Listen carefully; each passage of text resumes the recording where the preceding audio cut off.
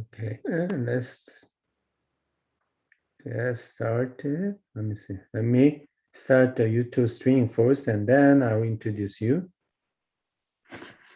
Sure. Okay, so it's going to be started. Okay.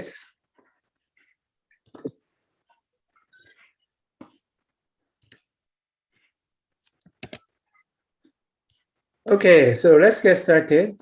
Welcome everybody to participate in the space seminar East session. This is second session of the East. We have actually two different time zones, East and West. And now in this East session is around for the covering the Asia and Europe. And today our speaker is one of our organizers, Professor Bian Wen from Nanyang Technological University in Singapore. Let me briefly introduce him. He is actually, he got his PhD from University of Urbana-Champaign. And after that, he was a researcher at Dolby Laboratory in California. And after that, he is currently Nanyang Assistant Professor with the School of Electrical and Electronic Engineering. Bian is very active in IEEE activities and our computational imaging TC activities. And also I noticed that he is very active writer nowadays. He has so many papers listed here. So I believe this talk is about one of the latest work about very interesting topics. So hope everybody enjoys talk. Bian, it's all yours. All right, thank you, Joe, for the nice introduction. Indeed, as many of you may know, I'm also the organizer of this space webinar. But I really feel good as a speaker this time to share some of our recent works. And today's topic is actually on some of our recent works on deep DC entangling and reinforcement learning for image restoration. Like John says, some of the works are actually very recent. Actually, some of them are even not published. It's because I gave a talk last year, so I don't really want to repeat those things again for this year. So definitely I would like to bring something new to you guys. So you will find that some works are actually unpublished, on archive, of course. So if you have any comments or suggestions, so I'm more than happy to discuss with you to follow up. All right. So this work is actually about, this talk is actually about image restoration, which is actually solving inverse problems. As this webinar, I think most of our audience are from the computational imaging background. So you probably know that a lot of inverse problems are talking about doing recovering or reconstruction from, or reconstruction of the images from the sensing or the measurements, right? So in practice, we are all living in this real world with all of these analog signals. And, the very first step to really sense those or measure those objects are definitely we call sensing or imaging, right? Which is nothing but just converting those analog signal into digital matrix or vectors. And these are normally the data we're dealing with as the measurements. And our job, as a computational imaging researchers, our job is really to figure out some algorithms which can, again, doing reconstruction of the original image. But of course, we have to come up with some smart algorithms which somehow need to deal with all of these non-idealness, deal with image or data corruptions, because we're all living in this real world.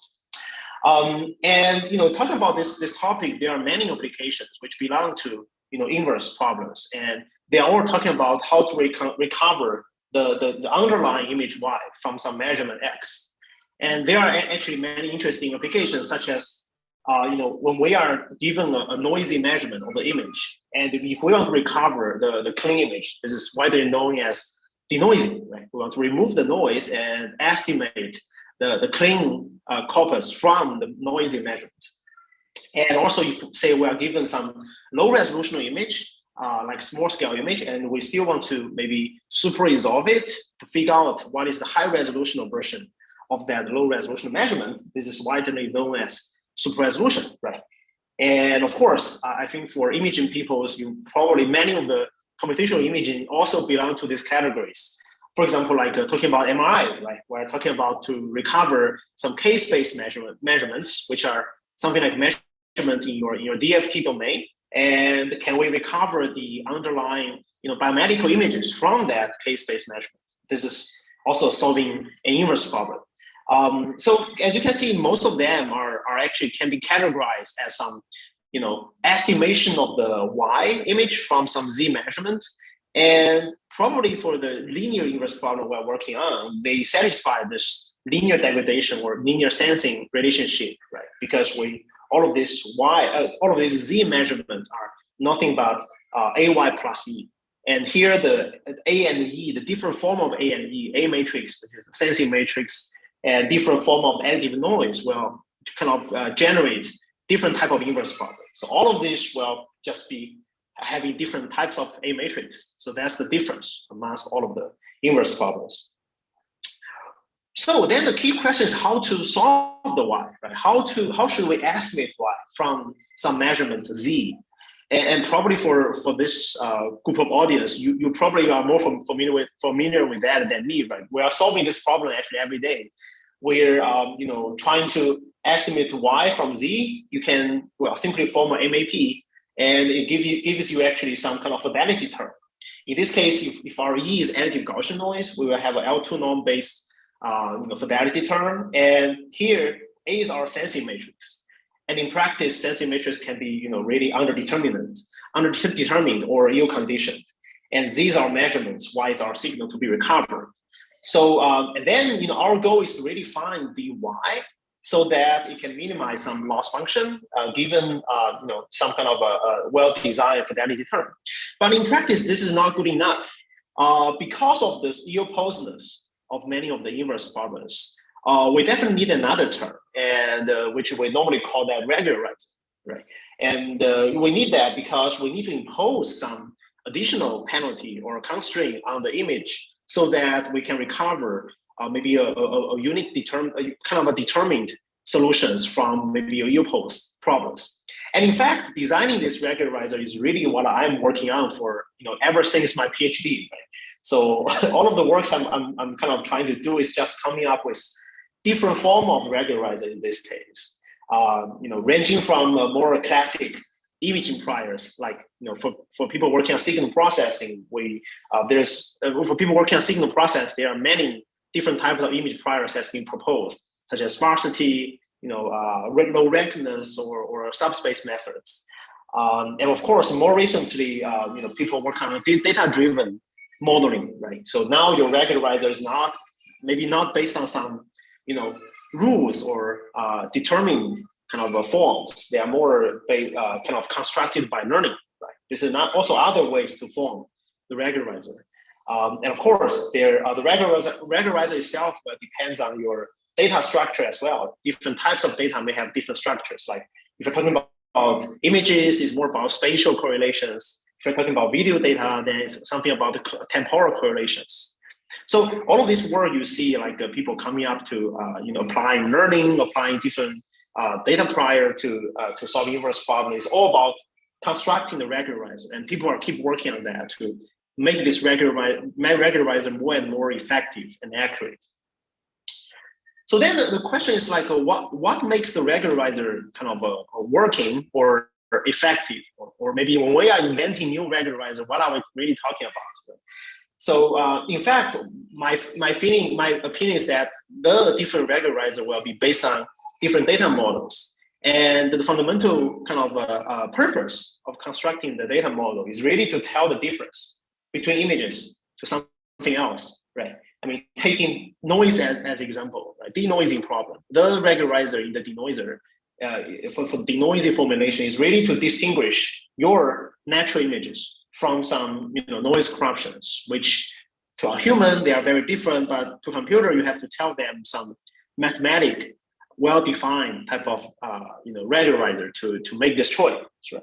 So really the question is how to come up with an effective data prior to distinguish the desired pattern from something you want to solve for. So because of that, pretty much you see a lot of say image restoration works following this line. And if you ask me, I think most of them can be summarized by this kind of pipeline, right? So for example, I'm taking the denoising as example, but I'm pretty sure some other inverse problem may follow the similar type of pipeline to solve the inverse problem. Let's take the denoising as example, right? for most of the works, you will find that the whole pipeline will be something like, say, you take a noisy image and you do some kind of encoding to convert the images or data into some feature space or latent space. And then you kind of impose some structure in this latent space, sparsity or maybe your deep priors. And then after that, when you figure out what are really the image components, you do some decoder, right? You do some decoding process to convert your data or your images from the latent space back to the image space. And that's how you form your estimated denoised images or estimated image reconstruction. Right? So I feel like no matter what kind of priors you are doing, most likely you are following this kind of encoding and decoding pipeline. And then different methods. For different methods, the really difference is what they are doing in this latent space or how they are forming this latent space. What is the latent space they are trying to explore there? That makes the difference in different algorithms.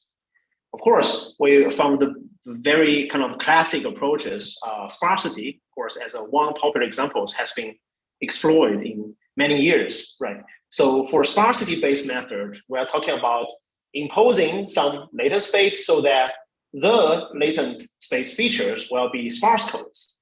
And these sparse codes can be in either a dictionary basis or some sparsifying transform, depends on different methods, right? And of course, if you look at those classic works, we're talking about maybe more classically, there are works talking about wavelet transform-based denoising or DCT-based transform denoising. And later, people come up with some learning scheme to adaptively learn some dictionaries, like the case-VD method proposed by Mickey Lab, and all of this method has been popular for a while. And also, my colleague Sai and I also work on another approach, which we call transform learning, which is just to learn a transform, which can represent this latent space and also impose sparsity. And all of these are just different ways to construct this latent space, and then kind of make them a different algorithms. But all of them follow this pipeline. And one simple example on how we can use sparsity to do denoising is that you can just take an image and just apply a DCT transform, discrete cosine transform, and you get some sparse codes, right? You get some kind of coefficient. You figure out which part of that are kind of satisfy the sparsity property, and that one can actually you can use that one as the latent space coefficient and do another decoding, and that's how you generate the denoise estimates. And in fact, this simple method works pretty well for denoising already by simply exploiting the sparsity in this DCT domain. Of course, then there are many other image priors rather than sparsity, right? Another example, popular example, is low rankness. People also exploit how to find a good subspace such that they can project those image components onto that low-dimensional subspace, and thus they can differentiate the images from the noise, which are definitely not that doesn't really live in the low-dimensional subspace. And maybe I think from 10 years ago, there are many works talking about using different type of norm to exploit the right low-rank subspace for the image contents, including the very famous weighted nuclear norm minimization methods. And I also have some works to before try to combine the low rankness with sparsity, which demonstrate pretty good denoising results. But all of these are also kind of following this kind of pipeline. But now your latent space is actually your learned subspace, right, which kind of satisfy the image contents, and to differentiate that from noise. And of course, more recently, rather than keep trying different analytical models, including sparsity, including low rank, people are more and more kind of into the data-driven approaches, and they try to build up some not fixed but learned models by learning to kind of represent the features of the images in a better way. Right? And of course, I mean, the most popular one nowadays is really to use deep learning to construct some deep image prior. Right? So now they're also following the same pipeline, but now your Z are not some kind of sparse code in the dictionary, not the projection of the subspace, but becomes more complicated. Now your latent space code becomes a learned deep feature embedding. And they're trying to learn the best embedding to kind of summarize or to categorize your image's content so that they can differentiate from noise, right? including the most popular DSN algorithms. I think many people use that for denoising. And even recently, I see some works on transformer-based image denoising, which is also very interesting. But I feel that most of them are still following this pipeline, right? So, I mean, talking about all of these kind of approaches, let me just summarize what we are actually doing for solving denoising problems. I think most likely what we're doing is we're taking a noisy image and we're trying to estimate the clean image. And what we do for this estimation is really by imposing all sorts of image prior and to construct those kind of prior or data models so that we know the underlying clean image should satisfy this model. And that's how exactly we're solving inverse problem to find the clean image. Okay, but do you realize something wrong here or maybe something missing here? Because to me, I think there's a really important component which probably has been, I cannot say completely ignored, but somehow not fully exploited so far for this denoising process. That is actually the remaining part. Besides clean image, what we have from the noisy measurement also includes noise, right? And if you can solve an inverse problem to reconstruct the clean image, why not construct another one to estimate the noise, right? And so far, I don't see like too many works which explicitly talking about how to construct a prior or model for noise on top of clean image. I mean, I cannot say the noise, the knowledge of noise has not been included because when you construct your MAP terms, you still need the understanding or prior knowledge about the noise. But what I mean is I don't see like a very, explicit modeling of the noise, something like how you model the image, right? So this is something I realized. And I also want to convince you that probably it's a good idea to also model noise. And by modeling the noise explicitly, something like you model the images can give us some like benefits to further improve denoising. This is something I would like argue, and also I would like to convince you through this talk. So what kind of evidence I'm showing here is that I want to show you a very simple denoising example using DNCN to denoise an image here. So this is like an image taken out from a standard data set.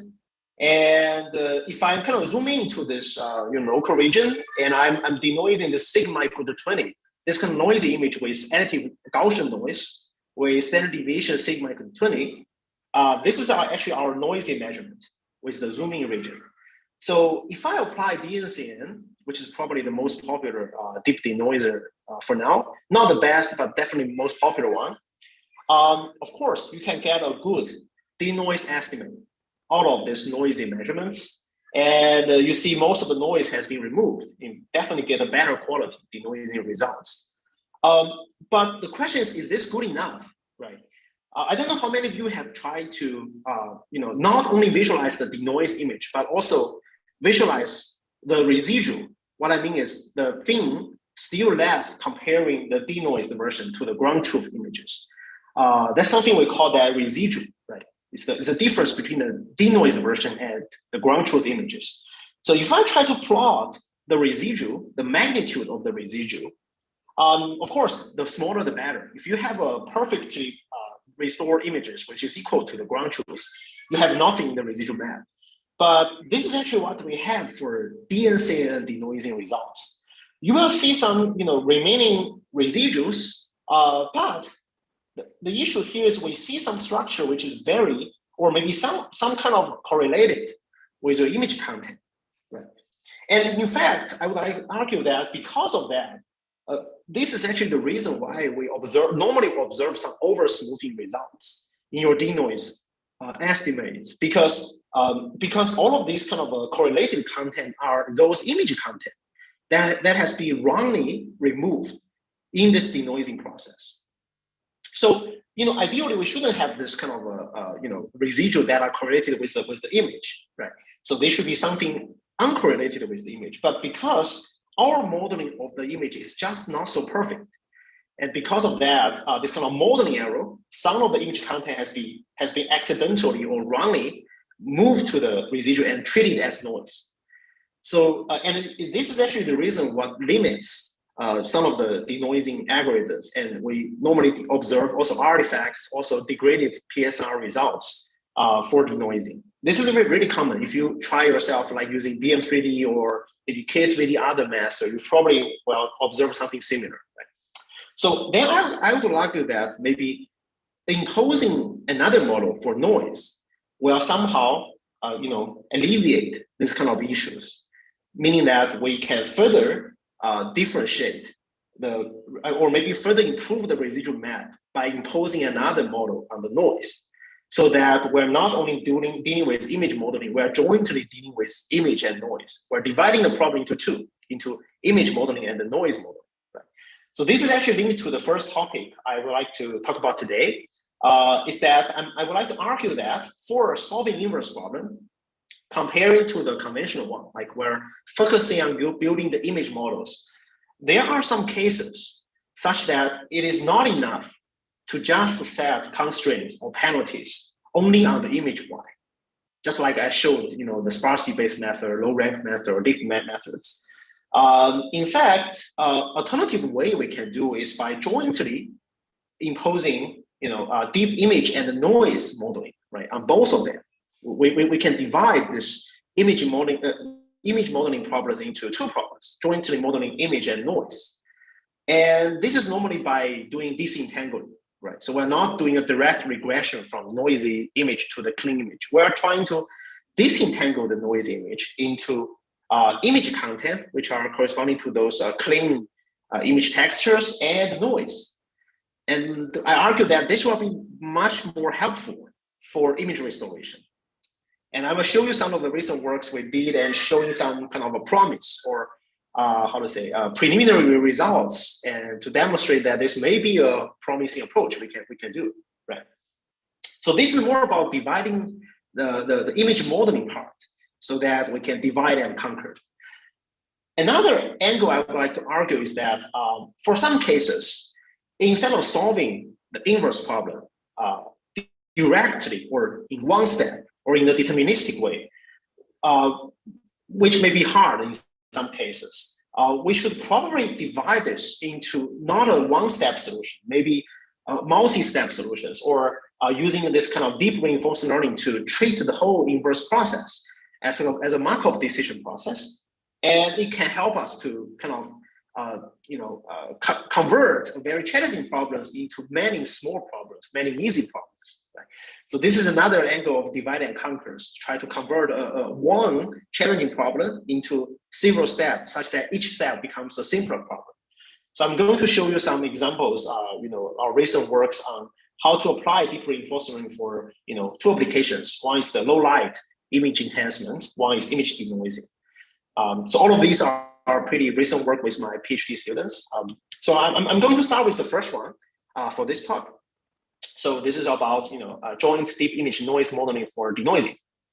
Okay, so I'm using the same example just now, right? So this is actually the DNCN denoise results we have, and we like to argue that all of these deep denoisers or sparsity denoisers, they are just modeled all for images, not for noise, not explicitly for noise. And in fact, all of these models are not perfect. And in fact, there's no perfect model. They are just approximate model, trying to figure out the best model from the given data.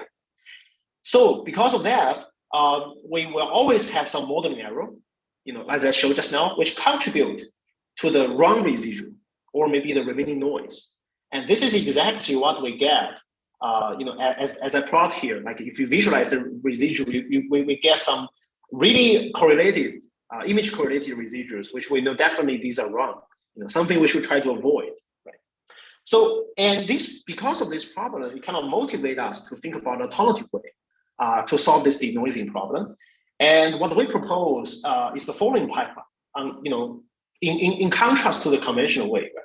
Conventional way, we're talking about encoding the image and decoding the image to get the clean image estimation. Whereas what we are proposing here is a joint image and noise model, so that when we are doing encoding, we're not only encoding image, we're also encoding the noise.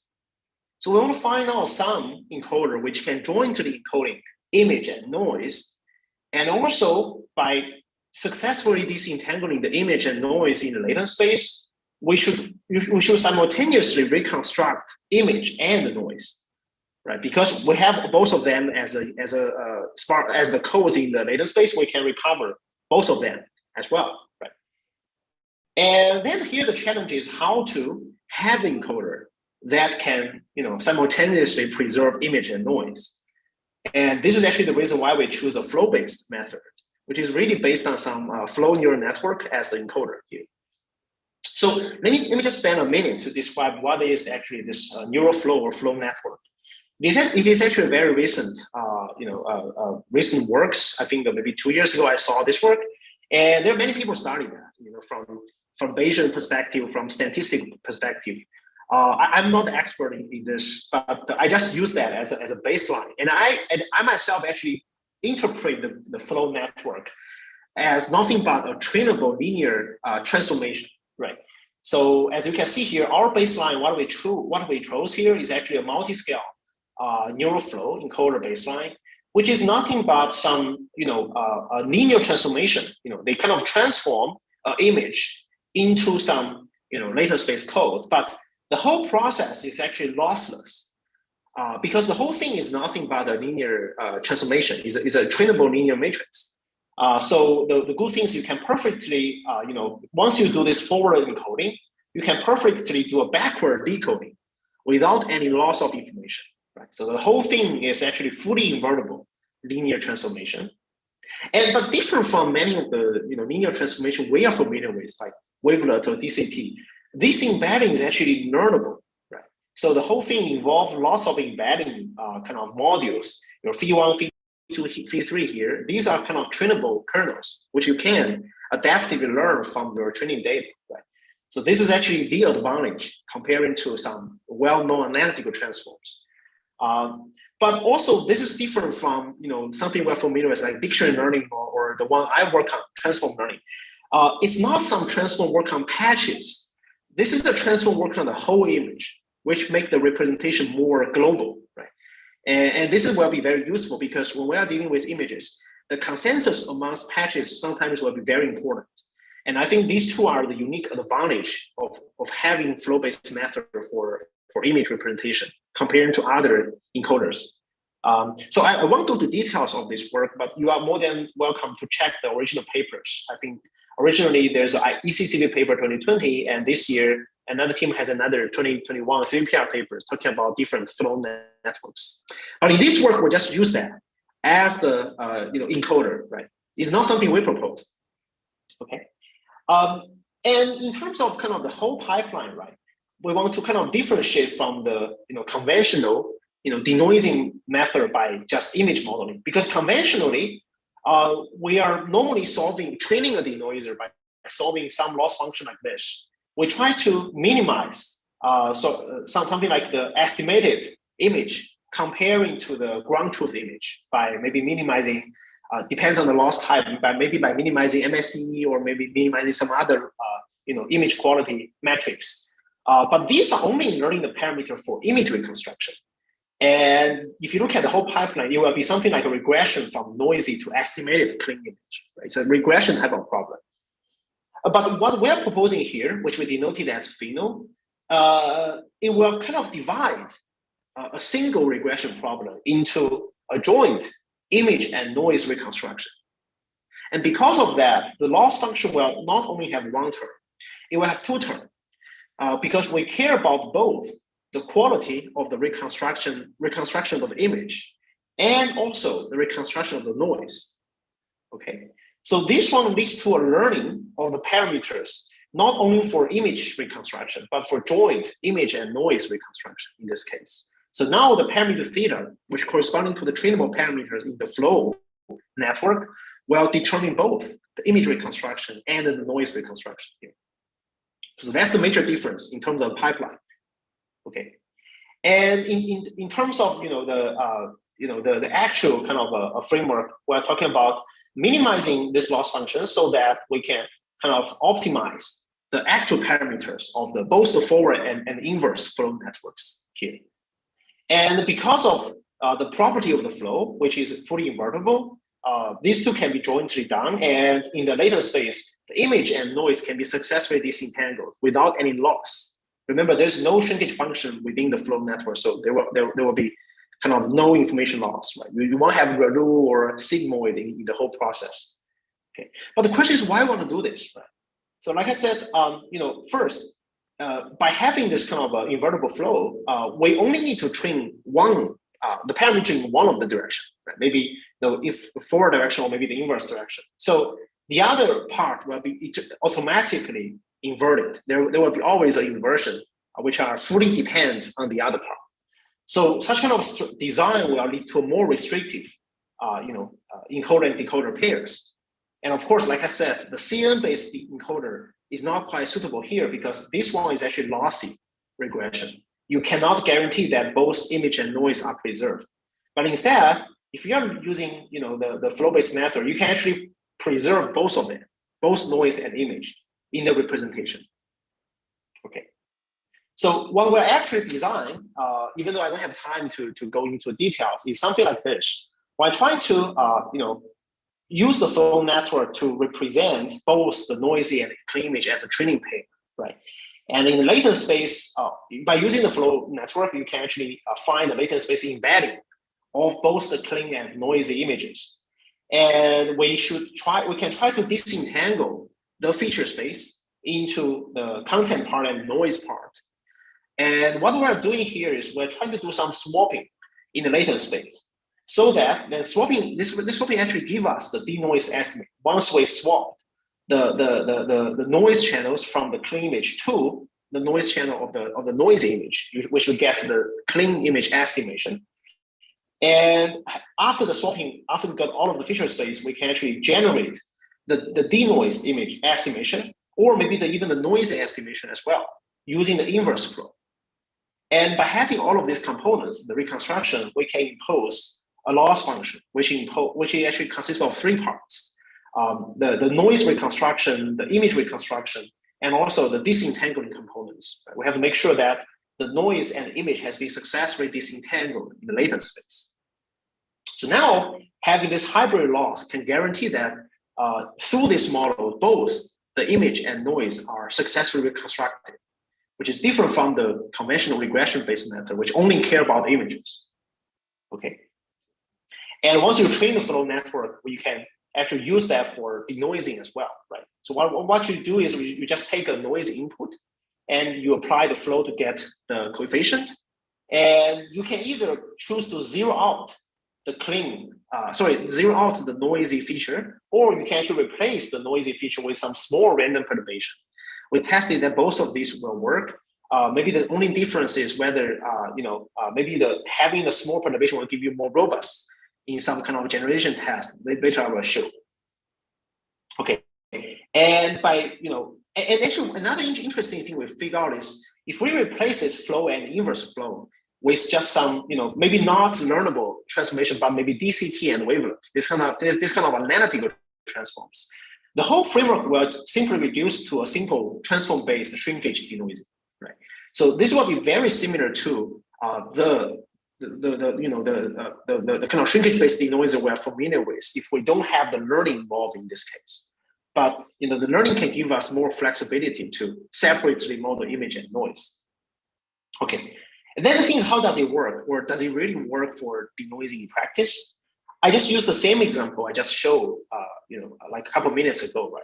So if we're using DNCN to try to restore an image with a noise corruption with sigma equal to 25, this is actually the residual map you get, and this is actually the denoise image you get.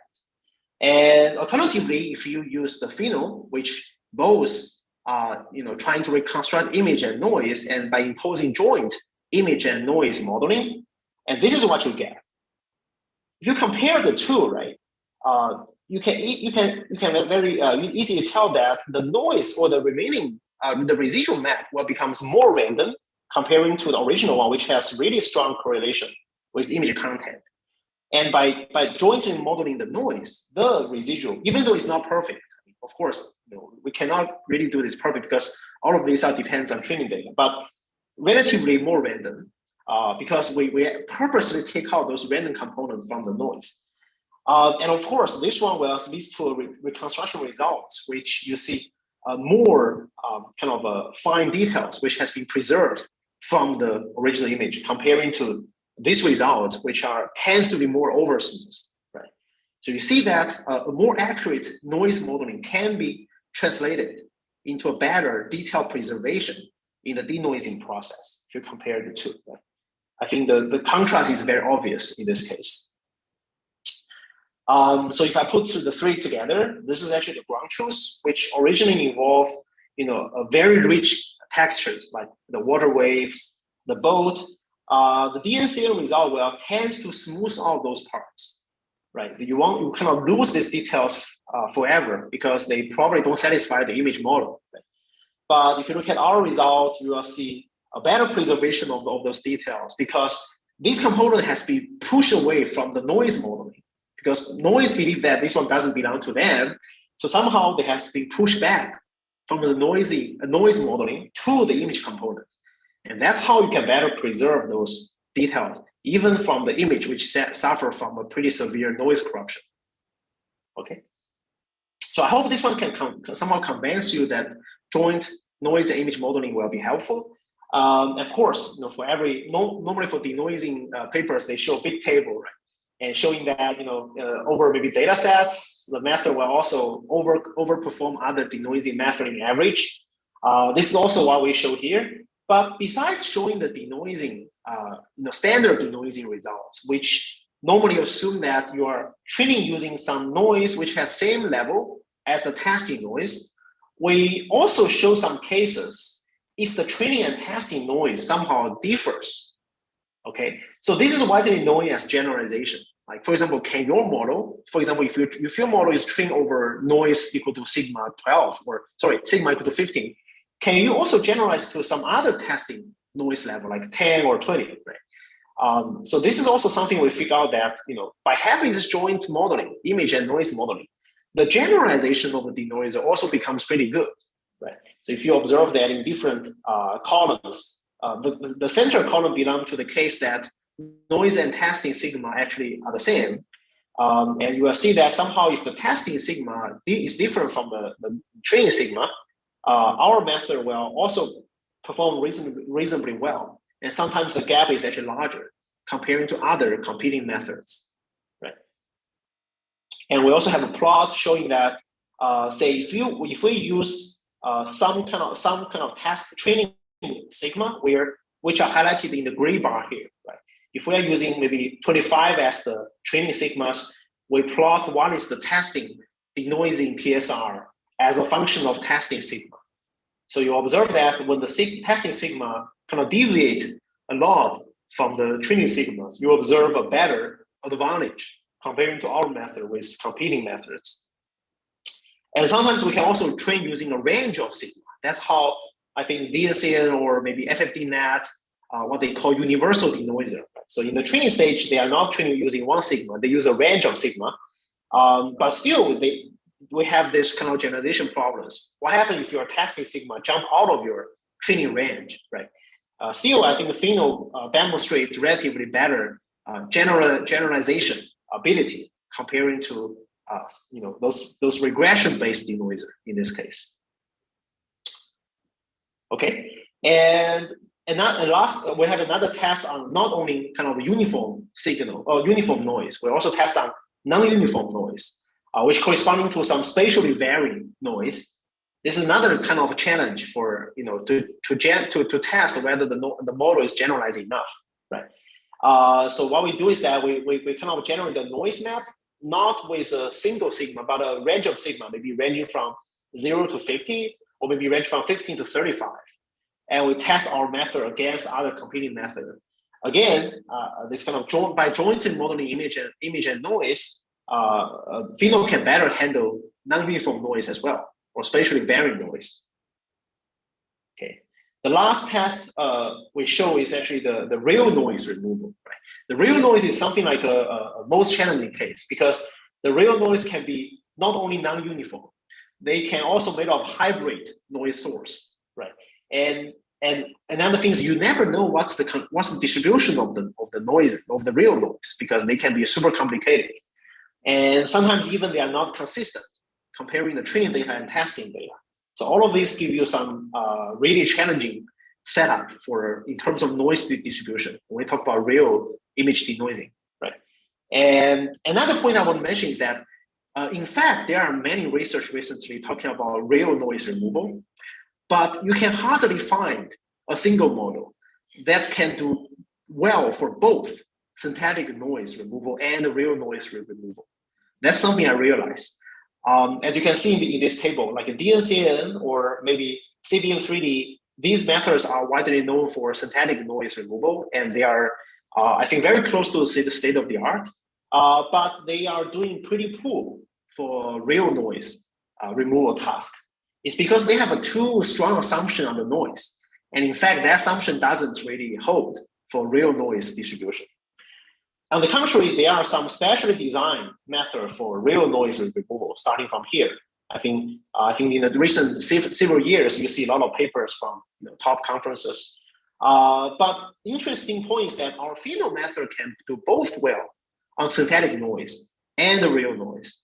I think this is really the valuable part, because this joint modeling made the denoising somehow robust to the noise distribution change. So it doesn't matter, no matter if it is purely Gaussian or mixture, Pheno can do consistently well compared to other methods. And we also try to visualize what is the noise construction, because we explicitly reconstruct the noise, and we want to see how well we can construct the noise. And in fact, if you compare to the ground truth, I mean, this is real noise, so it's not a simple distribution. If you compare the reconstruction noise and the ground truth noise, you will see that reconstruction is pretty accurate. Right? And because of that, it also makes the reconstruction of image pretty accurate. So this is also another interesting direction, because what we are working on now is we want to see whether this method can also use for learning the real noise distribution or real noise generation, since it can reconstruct the noise pretty well. That's also one potential direction one can explore here. But I won't present this today, but I just want to show you some promise of this alternative approach by divide and conquer, right? Divide the image regression into two problems: image modeling and noise modeling, and it can somehow help you towards a better image reconstruction. So this is one work. I also want to the similar philosophy, right? Divide and conquer can be applied to some other image restoration. I just give another example very quickly, which is actually try to purify the adversarial tags. Okay, so adversarial tag is slightly different than noise corruption. It's still kind of imposing some additive corruptions, additive terms on top of the image, but this additive corruption is no longer like a random Gaussian noise or any random variable. This beta is a highly structured additive components, right? Which are by solving some loss maximization problems. They want to maximize the maybe the cross entropy in the classifier, right? And they give you some budget. They want to find some good perturbation which can violate the classifier. But still, if you look at the nature of, say, purifying the adversarial tags, it is nothing but estimate the clean image X from the adversarial sample X star. So it's still inverse problem, right? Similar to denoising. But the difference is that now we're actually talking about a more structured perturbation rather than just some random Gaussian noise. So this actually to my point, this actually make the noise modeling even more significant, because now your noise do have a strong pattern. So of course you need to somehow divide this reconstruction problem into two and solve them, concurrently or kind of separately. He just give you some idea like how this kind of adversarial perturbation should be look like, right? And there are many ways to generate this adversarial perturbations. So it depends on the generation method. The perturbation will look something different, right? The pattern can be different, but the functionality is similar. They try to, by generation perturbation, they try to make the corrupted images or adversarial samples to be recognized in the wrong way, right? Originally, they are line, right? They can be recognized as line, but after they impose the adversarial perturbations, they somehow can be classified into the wrong classes, like core, like cliff, right? And then the probability for line becomes super low. So that's the purpose of adversarial tags. Okay, so I won't go to details, but pretty much we can apply something similar. We can apply a similar idea, like disentangle the image whenever you have the perturbation or the claim. You just try to disentangle them into the image content and the adversarial part, right? And we model them separately, and you make sure that you can reconstruct both the clean image and the adversarial perturbation. And that's how you kind of construct this deep disentangling method. And of course, you can impose something similar like the reconstruction loss or feature loss or maybe adversarial loss to kind of train the whole deep disentangling network for adversarial perturbation purification. Right? And this is actually how it works. In terms of it works pretty well comparing to some other purification networks, right?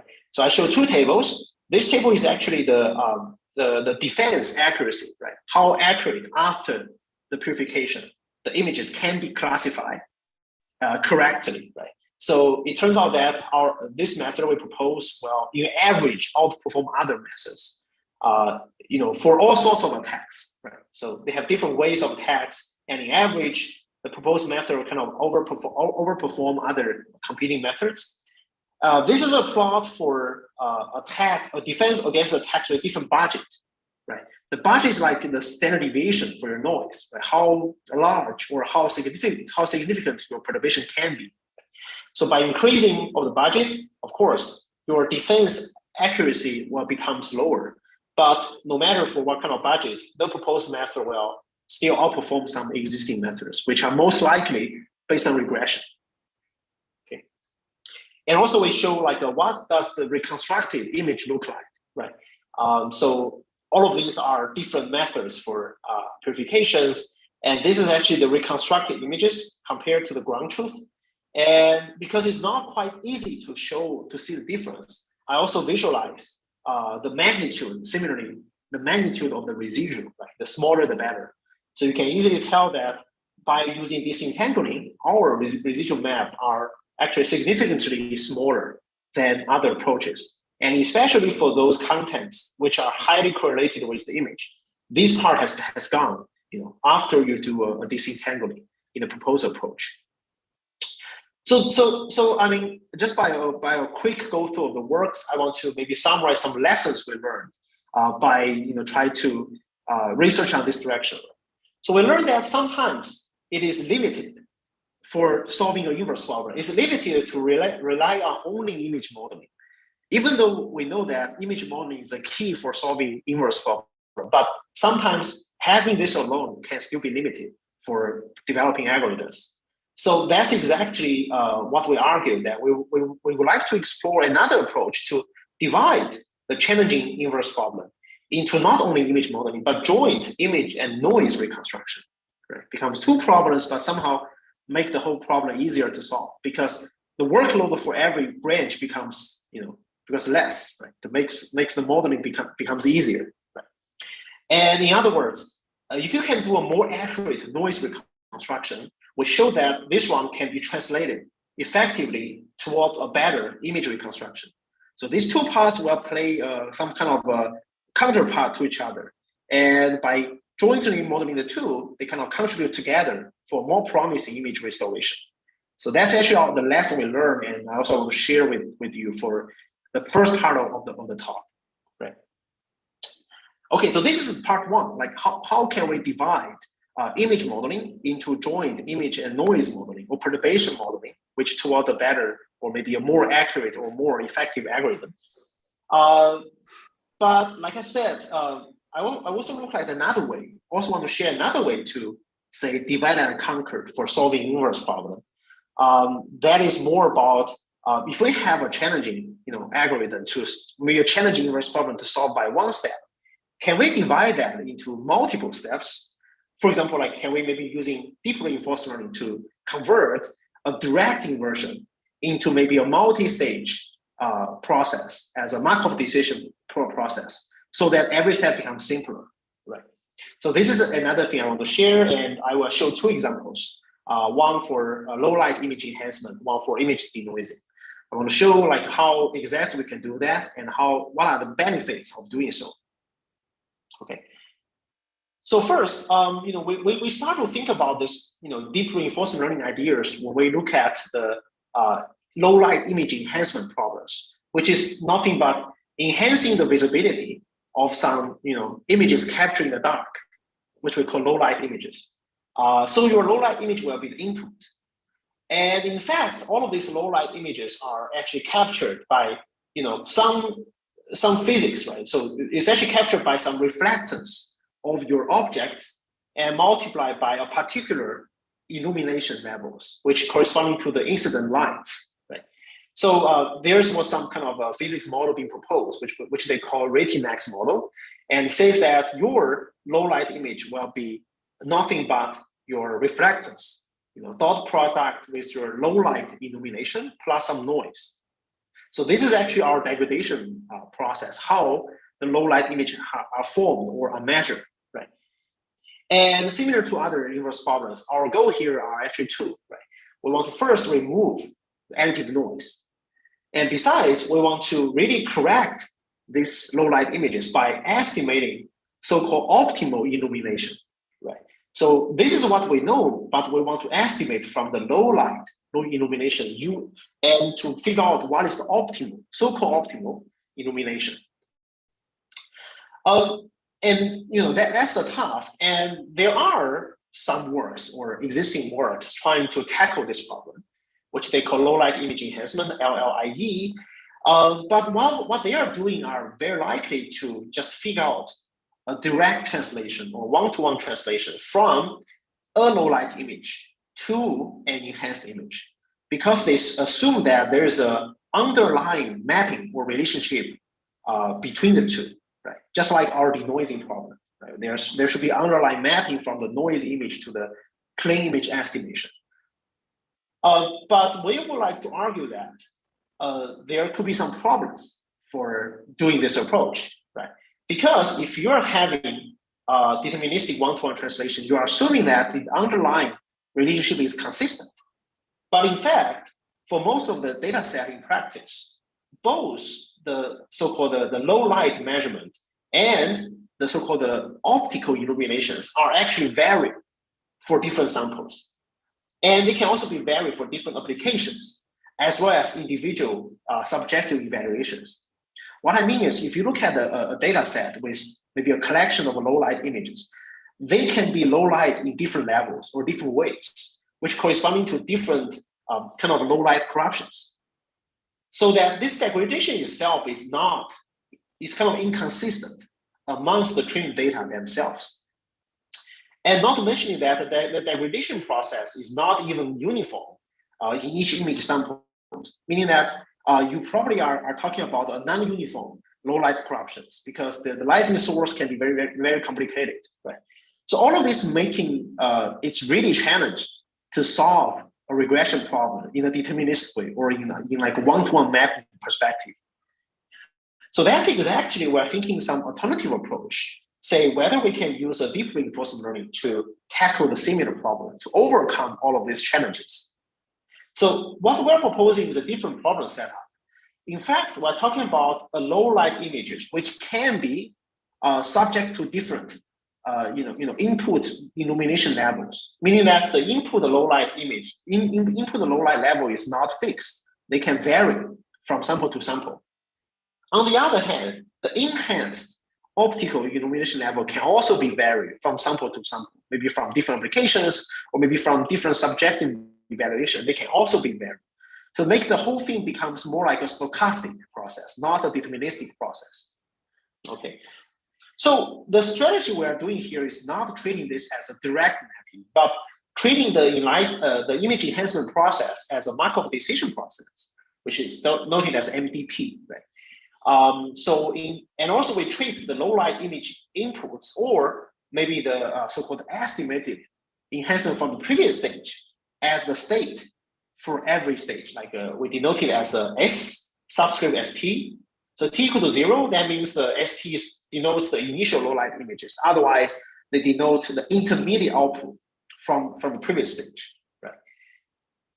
And also we're talking about some actions of the deep learning reinforcement learnings, which are corresponding to some parametric light adjustment, right?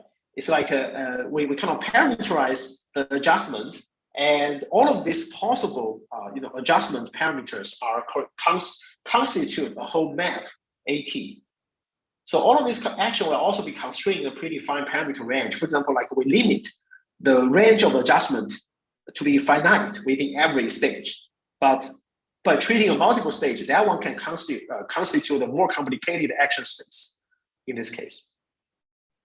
Therefore, the whole MDP process can form some trajectories for our enhancement problem like this. Right? It will be a combination of all of the states from S0 to Sn. N is the total number of stages for our deep reinforcement learning algorithm. And also a combination of all of the action map, right, from A0, A1, all the way to AN. Right? So this one becomes our whole MDP trajectories to solve these problems. Right? For every step, they are just one state and one action, but for the whole trajectory, they form a very complicated kind of a decision process. Right? And of course, we can set up some reward function, which is something like other restoration. We can set up the reward function as the image in terms of the image quality, right? How well you reconstruct the image. And in fact, what we are maximizing is actually some accumulated reward. Not only look at the final product, we also look at intermediate products after every stage. And we do a weighted combination of all of the reward functions for every stage, and we sum them up, which will be our total reward. And of course, the most important thing is we need to train a deep learning based agent, right? Which is nothing but a stochastic policy network, which is parameterized by theta. Right? Theta is actually the trainable parameters of our policy network.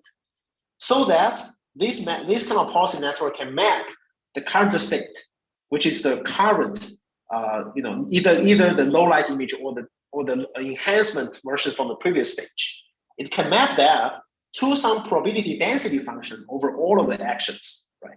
Output will be a distribution of the action items, which we for every stage. Right? So this pi theta will be implemented by a policy network. Okay. And actually, what we do for enhancement, there are many choices, right? We choose something similar to a previous work, which is named Zero DCE, last year's UPR 2020 paper. They actually adjust the light or the luminance by using some light curve enhancement, which is nothing but some kind of mapping function from the previous intensity, pixel intensity, to the adjusted version of the intensity. And they use a second order curve to kind of represent this pixel level intensity mapping, right? From your for every indices. X here denotes the coordinates on the pixel, and this one is actually the initial intensity, right? Ix, they kind of find some A coefficient to form a second order function, taking Ix as input, and the output will be the light enhanced version of the intensity here. And of course, we are talking about a Markov decision process. So we can actually use multiple stages, and every stage is a second order function, and together they can approximate a higher order light enhancement curve, more than second order, right? So this will be the light enhancement curve for the stage T in our MDP process.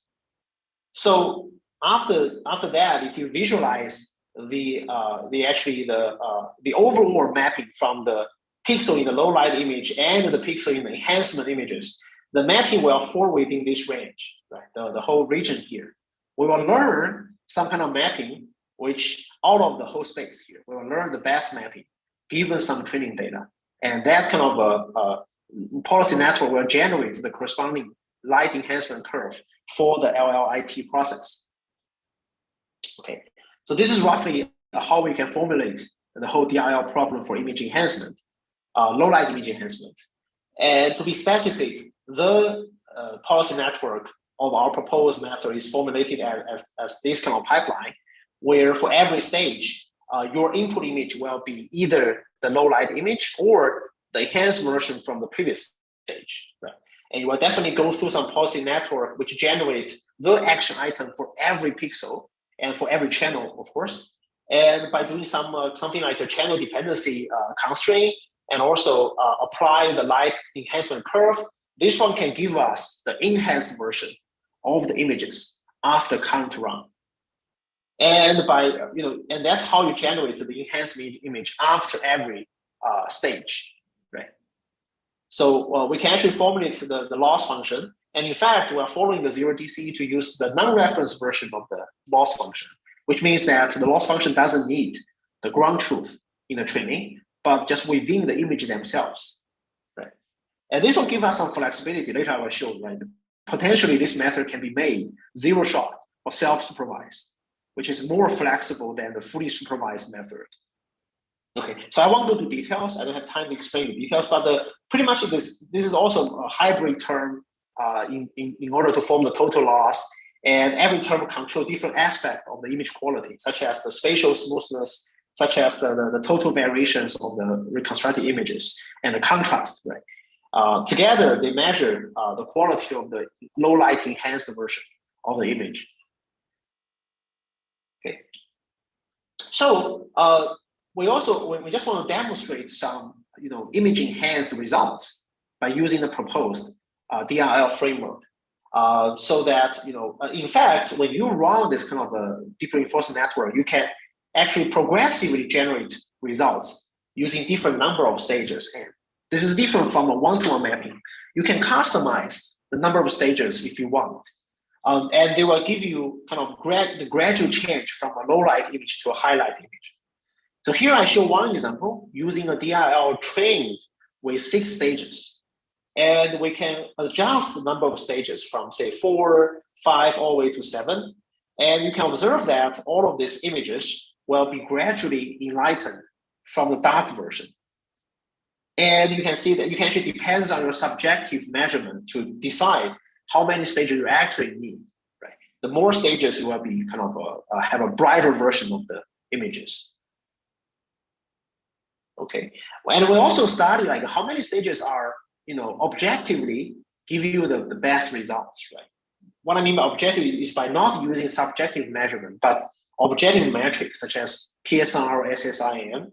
So we did a test on, how many stages we apply to do a lighting enhancement as a function, to test the PSR and SSIM change. We realized that, there will be some peak values, right, at certain stages. And before that, it will be suboptimal. After that, it will also be kind of suboptimal, which corresponding to maybe some overexposure of the trained images. Okay, but this curve can deviate from human inspection. Right? Some people may like the images with a little bit overexposure or maybe a slightly darker tone, but that's also kind of allowed by applying the DRL, which provides you an additional level of flexibility. Right? And if you look at the enhanced result, and if you compare our result to some existing method, such as Enlighten, which is an unsupervised method, 0DC is actually something like our baseline, but without deep reinforcement learning, and Line, which is a signal processing method. Well, you realize that our result, visually provide much better quality comparing to the results by other methods. You can see that maybe this image shows that the background noise has been significantly suppressed, right? Because people know that for low light image enhancement, one challenge is how to avoid amplifying the noise as well. Because when you increase the intensity, you also increase the noise, right? So how to suppress noise? This is also kind of one limitations of the existing methods. And also you observe like a pretty better contrast comparing to other methods and less artifacts, right? Because here there's some kind of artifacts you observe in the boundary region. And by divide and conquer, this kind of artifact becomes less severe because you can progressively try to suppress them through the multi-stage deep reinforcement learning process. So this is some kind of visual results by comparing our method with other competing methods. And quantitatively, this is actually the enlightened version, the objective measures. Like I said, one interesting part for reinforcement learning method is that it really enables a self-supervised or zero-shot low-light enhancement.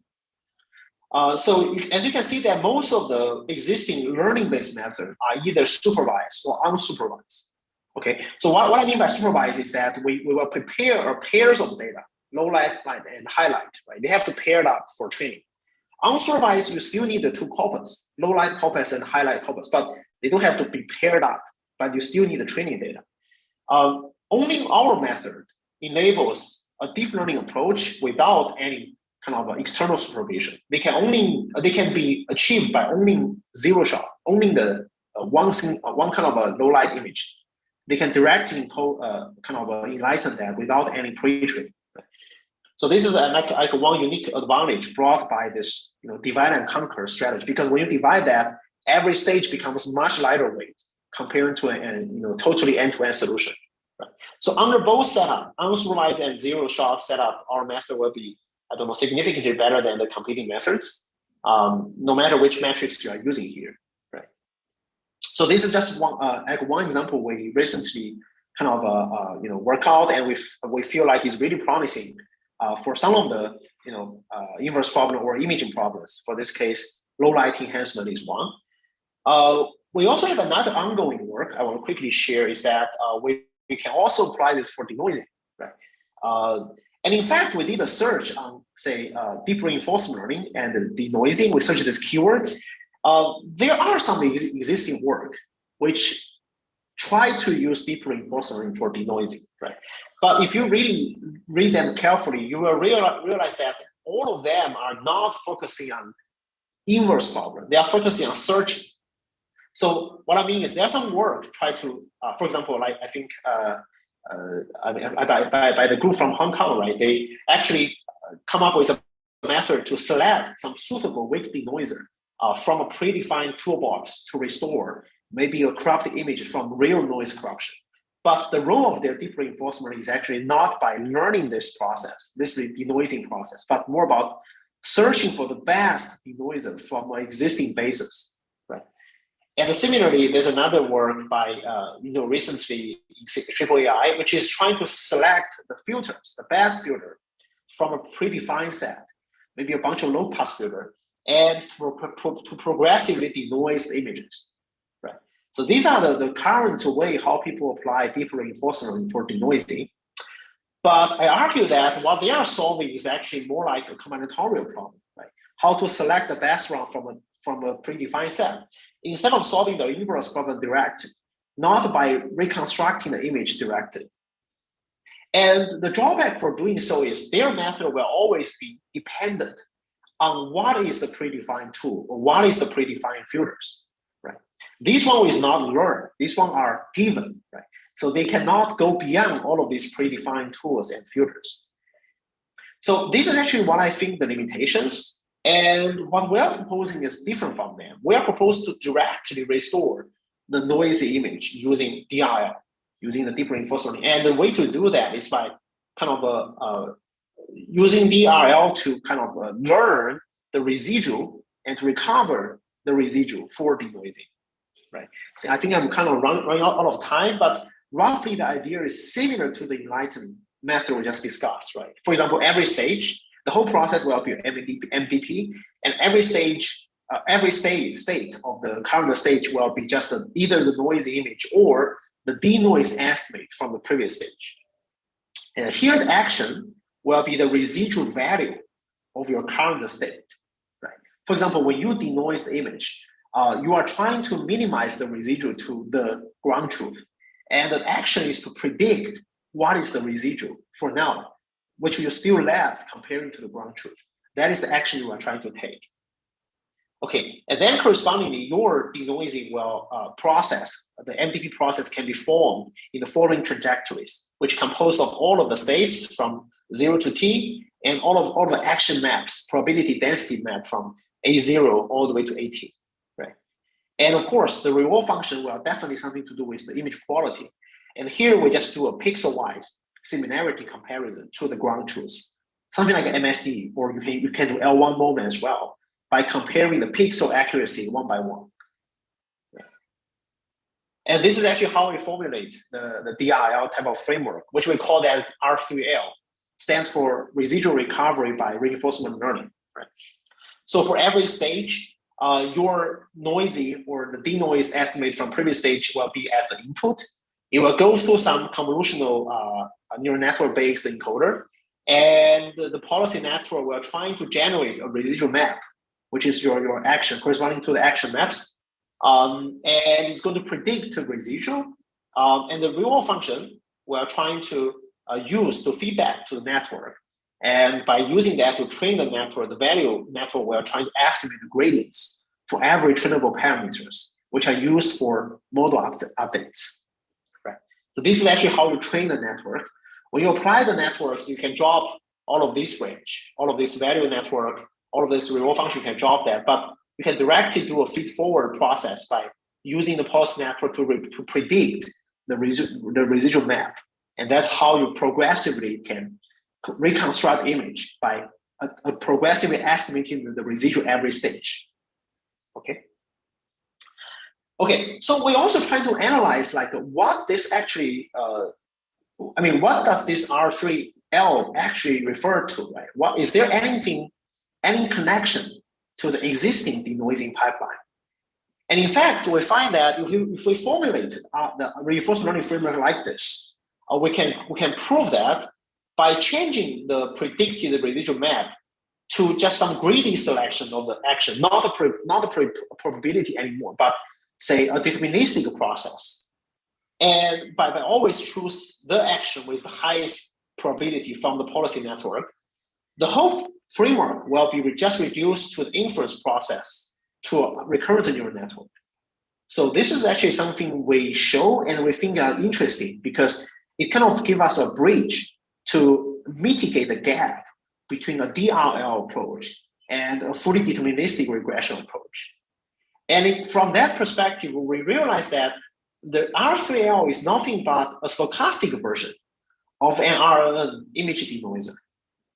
So, and we actually come up with a counterpart, which kind of taking out the probability prediction, but just use the greedy selection, which we call that as R3L, R3N. It's the same pipeline, but the only difference is changing the residual map prediction to a deterministic prediction. So later I will show the comparison, which demonstrates also the usefulness of having a stochastic version, right? And we show that this stochastic version will be better at dealing with noise variance in both training and testing. Okay.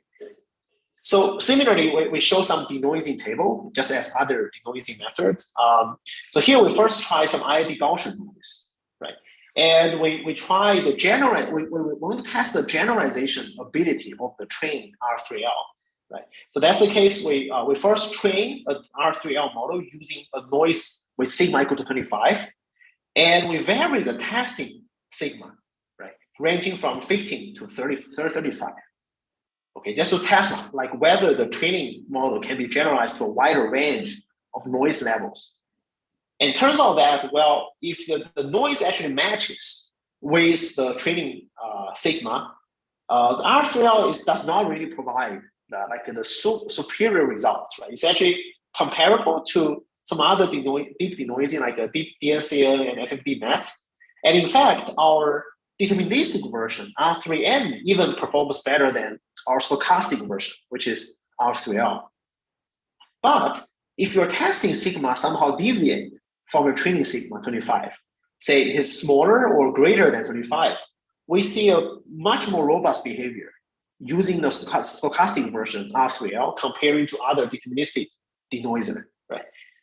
Because of all of this, probability action, right? Not a deterministic action, which the policy network outputs. This is actually one thing we observe. And this observation is consistent for other kind of a noise setup. For example, if you change your training sigma to 35, we still observe something similar, like some robust behavior when we kind of vary the testing sigma at different levels. We observe a much better robustness comparing to other end-to-end trained deep denoiser. Right, you will see that all of the deep learning method becomes even worse than BM3D due to the poor generalization of the model, right? But our method kind of overcome these kind of limitations for most of the deterministic approach. And also, if you look at the denoise the visualization of the denoise result, you observe that our method, when the sigma is actually deviated from the training, our method is more robust to those noise corruption, so that it doesn't give us a lot of remaining noise, even though the testing sigma doesn't match with the training. Okay. And last but not least, we also test on real noise removal. So this data set is special. The RIN6 data set is the real image with noise, but they don't have any training data, no ground truth. They just give you arbitrary real noise images, and you should denoise the image using the estimation of noise, not with some training pairs which they prepare. And we test on the noise images, and we can realize that our method works more reasonably or more robust than the competing methods, including the signal processing method like BM3D and also the deep learning methods. You can tell that the alphabets here are more recognizable than other denoise the results very easily, right? So this shows really a unique advantage when we divide the end-to-end, one-to-one translation type of algorithm into a multi-stage Markov decision process. And this DRL can provide us a unique advantage in terms of generalization, in terms of robustness in some of the inverse problems, including denoising and enlightening applications. So these are like pretty much something I want to share today. And the lesson we learned from the second part is that, sometimes a regression problem, when it is challenging, we can actually form that not as a one-step regression, but as a Markov decision process, a multi-stage divided version of the one-to-one translations. And by dividing the restoration into multiple stages, the challenging problems, such as a generalized denoising problem or generalized enlightening problem, may become much simpler, right? If you look at every stage. For example, we convert the enlightening process into just a bunch of curve enhancement, mapping curve enhancement. And we also convert a denoising problem into just a stage-wise residual estimation, which is kind of a divide and conquer strategy to simplify a challenging problem. And we show that by experiments, these approaches can sometimes demonstrate better generalization of the model, and they're easy to supervise, right? If you look at the example of the image enhancement, we can even do zero-shot learning comparing to other deep learning methods. So all of this shows that maybe for some inverse problems, we feel that divide and conquer could be a smarter way to tackle the challenging inverse problems, especially when we talk about the inverse problem in practice, because all of this non-idealness, all of this inconsistency, or maybe even inverse crime for some inverse problems. So I think this leaves us some space to study maybe in the future for more complicated computational imaging problems. And this will definitely be our future direction as well. But all of these studies in relatively simple inverse problem hopefully can give you some inspirations as an alternative approach rather than just a very traditional image modeling. Hopefully they can enable some other approaches which can generate more inspiring works in the future. Okay, so that's all for my presentation. I think now I can open for questions. Okay, great. Thank you very much for the nice talk. And if you have any question from the audience, then please write your question in the Q&A or maybe chat box. In the meantime, I have one question for Bihan. So yes, sure. For the first part of this entanglement between noise and image, so I noticed that basically you are training. That's basically based on you need a paired clean images for those kinds of training, right? Yes, you're talking about the phenol, right? This one. Yeah, that's right. Yeah. So I'm just wondering, is there any way that you can actually use similar idea for the unsupervised denoising application? Yeah, I mean, John, that's a really good question. In fact, we actually we plan to do that. It's just because we didn't make it work for self-supervised version, so that we stick to the kind of a conventional setup for pairwise training. But you're right. In principle, we can actually make this zero-shot or self-supervised. The only thing we need to do is we need to modify the loss function a little bit so that all of this loss function doesn't depend, all of them don't depend on the ground truth or the reference.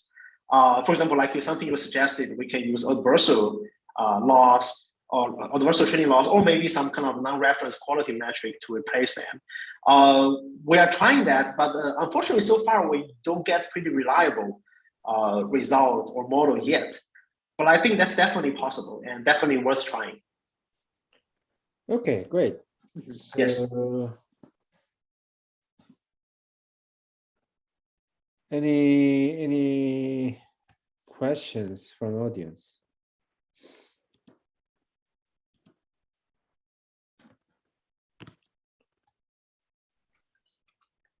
Okay, I have one more question. Yeah, sorry. Go ahead, John. Yeah. Chandra has a question. So yeah, please do so. Yeah. Yes. Thank you, Vihan. That was a wonderful talk, and it's a very novel viewpoint to also model the noise and disentangle it from the estimated signal. So I was wondering if this is very specific to a certain noise model, or would it also work with, say, for instance, multiplicative noise or other kinds of noise? So what architectural changes would the noise model require? Yes, Chandra, actually, I think that's a really good question. In fact, this is actually something bothered us for a while. So you're right. Actually, how to model the noise, we should depend on some assumptions, and also we should verify whether this assumption is really true for particular noise image. For example, in the work we are proposing here, you'll realize that except for reconstruction of noise, we also have another loss function, which we call it L noise. And this actually loss function comes from assumption that we believe the noise are independent. So we try to kind of look at the covariance matrix of the reconstructed noise and make sure that it's diagonal, right? But like you said, whether to use this is really depends on the noise assumption, right? For example, if we're talking about IID Gaussian noise, we can do this. And we can even do it more specifically. Say if we know even we know the sigma, we can actually try to force the noise to be satisfy some distribution. But sometimes we have to make it assumption more mild. For example, when we deal with real noise, the noise can be either additive or multiplicative. And sometimes we don't even know what the noise will look like. So you can actually also choose to eliminate this loss, right? If you believe this doesn't hold, you can remove it. That still the whole thing works. But just like your modeling of noise becomes less restrictive. So like you said, it's really flexible. Once you can disentangle the noise from the image, you can impose a corresponding noise based on your particular assumption or based on the noise behavior, right? And I think how to impose a noise is really it will be kind of case by case.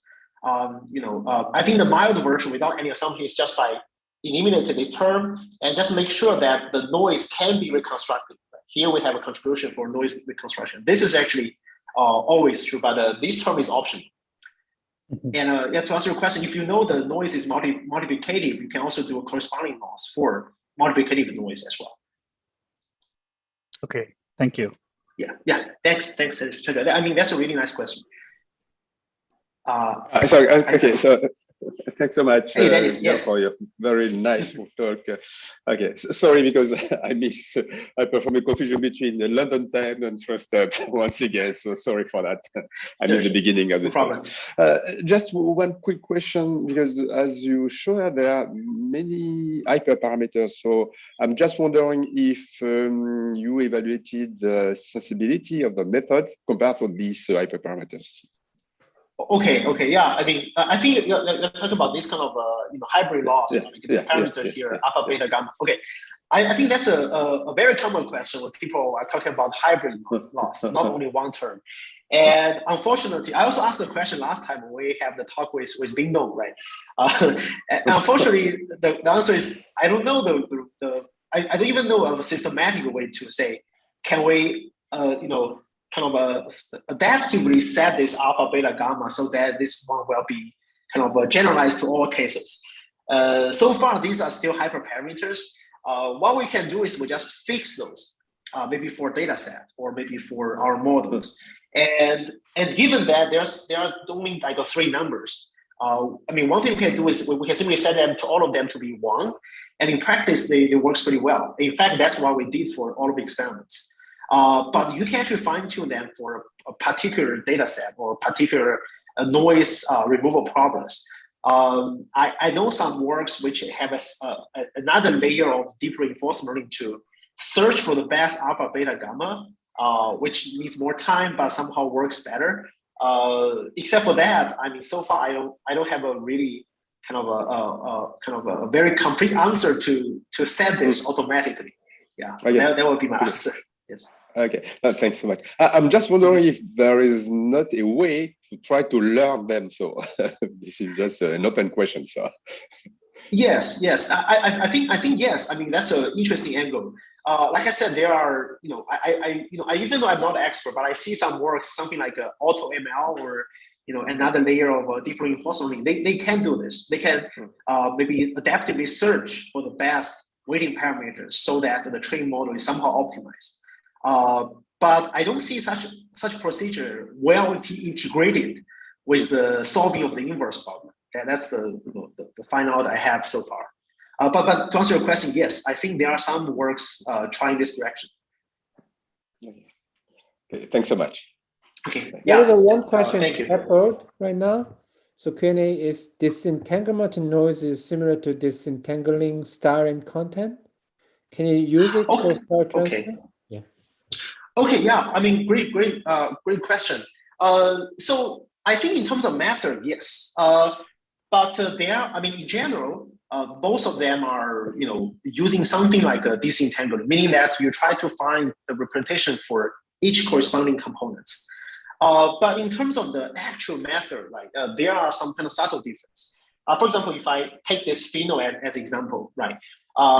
Because what I want to disentangle are not, say, style and content. What I want to disentangle is image and noise.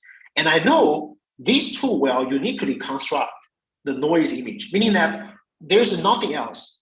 All of this information from the noise image will be either leaving the content or the noise. And these two are not, there'll be no overlap. So the way I design the encoder will be something different from the style transfer things. I think you're probably talking about, say, can I disentangle the image content feature and image style feature, where they don't really impose some invertible transform, or maybe invertible, or maybe lossless transformation. They will use some maybe just CN-based encoder. That'll be good enough for them. But in this case, we have to use an invertible or lossless transformation. Otherwise, there's no guarantee to preserve the image and noise, because some of them may be gone during this encoding process. So I think this is a unique part when you talk about the difference between disentangling image restoration and disentangling in style transfer. This is one difference I found.